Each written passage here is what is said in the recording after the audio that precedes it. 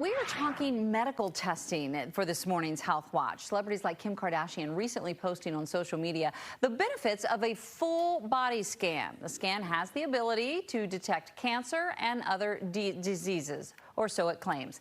Dr. Jen Caudle joins us this morning to break down whether this is something you should be looking into for your own health.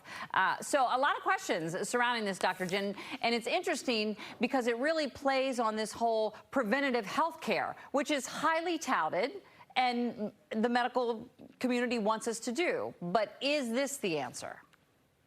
No, it's not the answer. It's a pretty simple answer. There's 4 reasons why this means of doing prevention is not the answer. Yes, preventative care is what we want, is ideal. When I talk about preventative care as a family doctor, I'm talking about getting your colonoscopies, your mammograms, and things like that. You might say, what's the difference between doing that and getting a whole body scan? Well, the difference is the evidence. We have evidence that getting mammograms, colonoscopies, and other things actually improves sort of mortality, helps people live longer lives. We do not have that same data for whole body scans. That's the main difference. But Holly, there are 4 other reasons. I'll just go quickly through them why these whole body scans can be problematic. Number 1 is costs. They often are not covered by insurance. They can be very expensive.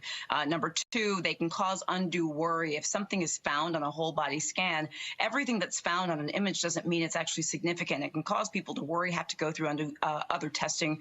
Number 3 is that even though MRIs don't have radiation, there are other tests and scans that do, and you may be exposing yourself to radiation. And then, of course, the 4th thing, which is what I started out with, is, medical societies have not found sufficient evidence to say that these scans, preventative scans, in people without symptoms, without family history, without risk factors, we don't have evidence to say that they actually extend life and do what people hope they do.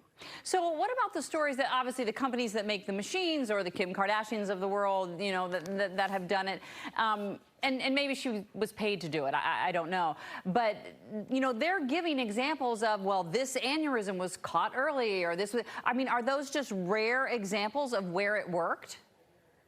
So those are, I hope they're true, right? We hope that people are being truthful. But remember, just because the evidence doesn't show that something like this is beneficial to a mass population doesn't mean companies can't go out there and try to sell it to a mass population. Those are 2 very different things.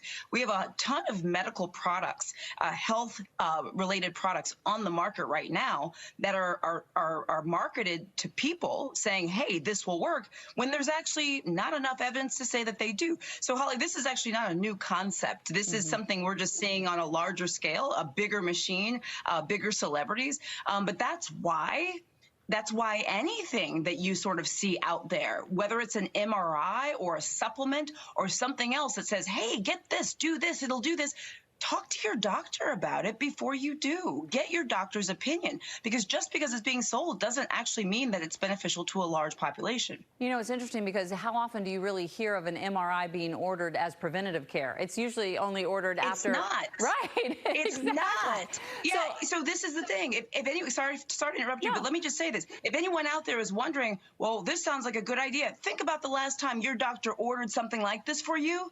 Chances are they have not. And that should tell you a lot right there. That's a good point. So I think that they're really playing on people's fears, right? And maybe, like you said, these full body scans have been around for a while, but maybe they're coming back because we're coming out of this pandemic and people were already really worried about their health. And this kind of markets to that, right? This whole fear-mongering almost. So, I'm not going to go as far as to sort of, say that they're sort of playing into people's fear. I don't know, sort of the whole motivation. And yes, on the outset, it doesn't sound like a bad idea. I'm going to be very honest with you. Does it sound bad to say, go get a scan and find things early, which is what's being touted and what actually might happen?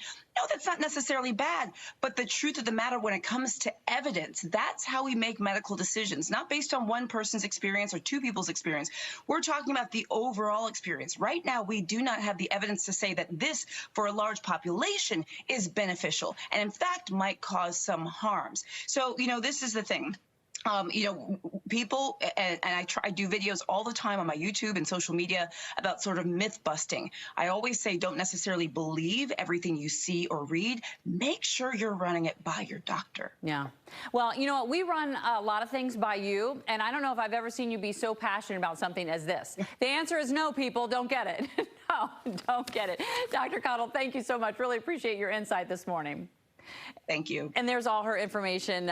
You can follow her across social. She's a good follow. She'll keep you informed and on the right health path. Jeanette? That was a great conversation. Holly, thank you.